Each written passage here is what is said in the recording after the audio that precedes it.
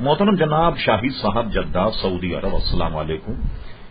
آپ کے ہم ممنون ہیں کہ آپ نے ہماری ویب سائٹ اہلسنت.نیٹ پر آپ نے ہمیں یاد فرمایا، آپ کا سوال ہمیں موصول ہوا، جواب حاضر ہے، لیکن جواب ابھی تشنا ہے، سردست آپ کو جواب بتا دیا جاتا ہے تاکہ مزید آپ گناہ سے بچ جائیں۔ آپ نے فرمایا جب میں نے حج ادا کیا تو فقہ حنفی کے مطابق بال نہیں منڈوائے،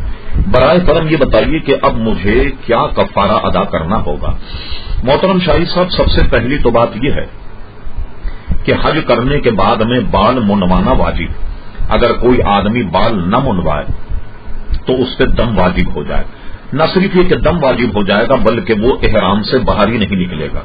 اگر آپ جدہ آ گئے تو سب سے پہلے تو آپ ایک دم دیں جدہ آنے کا، کہ بالوں کا منڈوانا حرم شریف میں ضروری ہے، اگر باہر آپ نے بال منڈوائے تو ایک دم ہوگا۔ ایک تو بالوں کو نہ منڈوانے کا اور سلے ہوئے کپڑے پہننے کا ایک دم،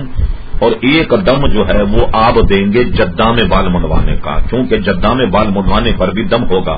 فی الحال آپ ایک دم دیں، اور اس کے بعد میں مسئلہ شرعی یہی ہے کہ مثلا جب آپ نے دم نہیں دیا اور احرام اتار دیا تو سلے ہوئے کپڑے جب تک پہنیں گے آپ اس وقت تک آپ پر دم چڑھتا رہے گا، اسی طرح کوئی خوشبو کی چیز آپ استعمال کریں گے اس پر بھی دم چڑھتا رہے گا۔